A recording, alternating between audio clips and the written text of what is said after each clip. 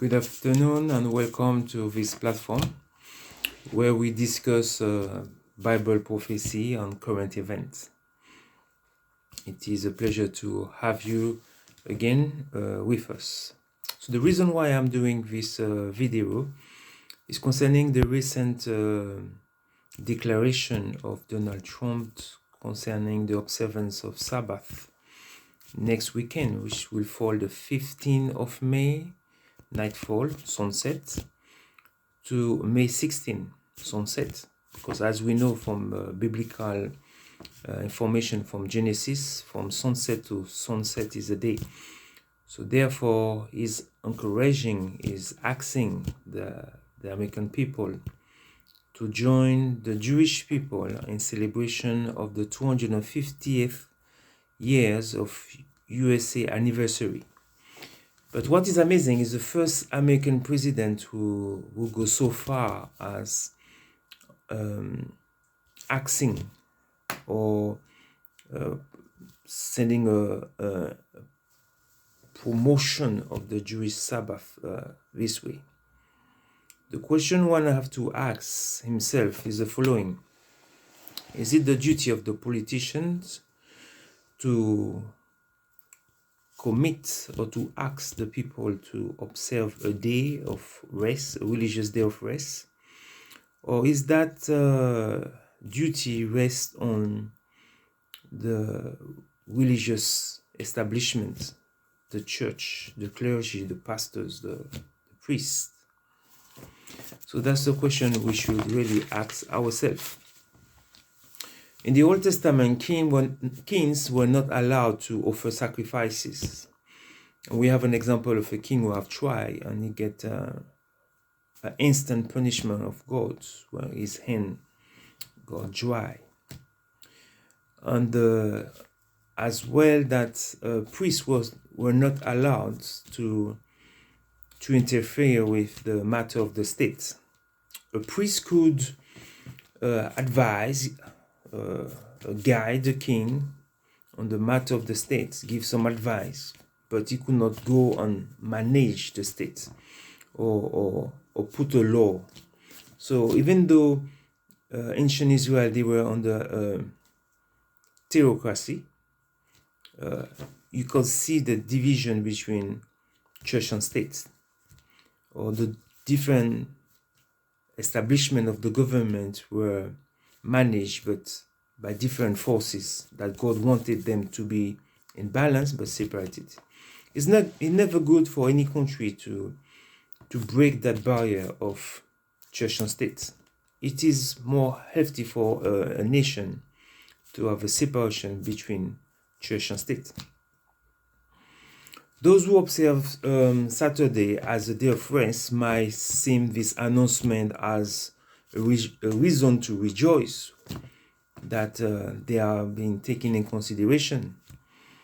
For example, the Jewish community might say, wow, this is amazing. This is an opportunity for us to be acknowledged in the society. Or those from the Christian faith who do the same, who rest on the Sabbath day. But we know that Sabbath was a gift of God. From Genesis chapter 2, verse 3 and 4, then God blessed the seventh day and sanctified it. And the word sanctify there really means to set it aside for a special purpose, because he himself rested from all his work which God have created and he has made. So the Sabbath is a gift from God to humanity. And this we can see it even before the creation of the Jewish nation or any religion organization. The Sabbath was there. You have a couple, husband and wife, and God give them the institution of marriage and as well as the Sabbath. So the Sabbath is not made for the Jew, it's made for humanity. We all can benefit from observing the Sabbath. However, as good that the Sabbath can be, as important it can be, as the benefits of the Sabbath can be felt physically, emotionally, and spiritually, is not a day that should be imposed on anybody. In the book of Revelation, chapter 13, verse 15, we see like a second beast that comes from the earth, and he exercises power over humanity and kingdom. And we know from Bible study that this second beast represents the United States of America. And he will cause all to worship the image of the first beast. And those who do not worship the image of the first beast will be killed.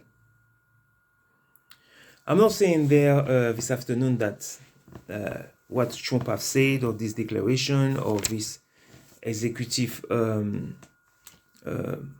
will not say a mandate, but declaration is the mark of the beast. No, or is the mark, the end time mark that we have to stay away from. Not at all. But what I'm saying this afternoon is that we have to be careful when we are putting or giving a group of people the opportunity or the liberty to worship in their day, because other group who might feel left out and say, what about us? We want Friday, we want Sunday. And you end up as a state mingling in religious things that people should be free to really choose the day that they want. There is no compelling order in Trump declaration, as I say, this month, or the recommendation. However, the point is that this executive proclamation of Trump is opening the door for more religious law that maybe in the future might violate our conscience, the conscience of those who want to do otherwise. So therefore, it is for the benefit of the nation that a president of the first power of the world should not, according to the Bible, mingle with religious things like this. And we have seen it during the Dark Ages, during the 1,260 years where you have papal supremacy, how they control the states and control the conscience of men and force men to worship their way.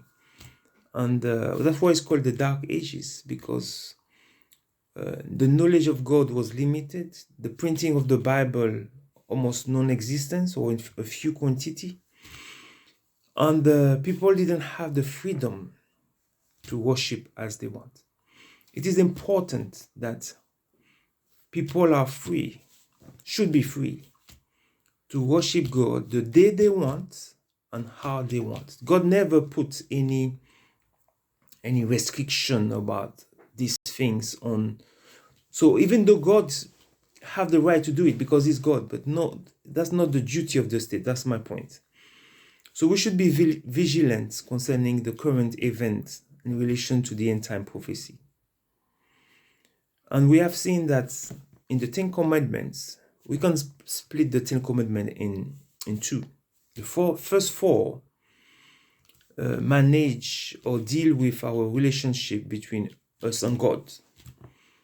And in these four, you have the fourth commandment. So remember the Sabbath day to keep it holy.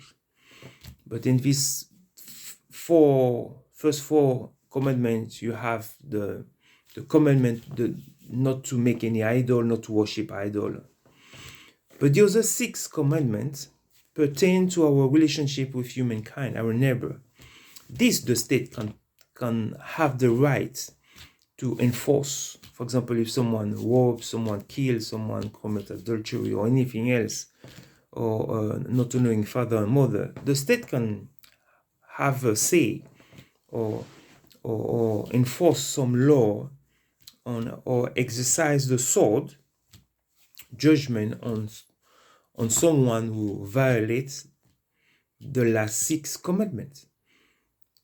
But the state should not enforce or mandate or ask anything that pertain to the first four commandments, including the 7-day Sabbath.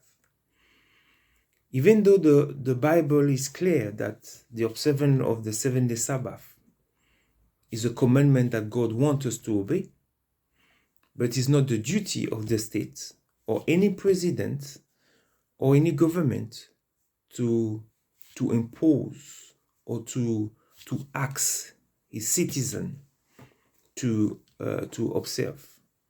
This is the matter of pastors, matter of priests or clergy to preach about this truth. And it's that the liberty of the individual and the family and the husband and wife to implement this law according to their conscience and according to their free will, if they want it, in the circle of their family, of their household. That's it. State should not get involved or should not encourage the observance of any day of worship.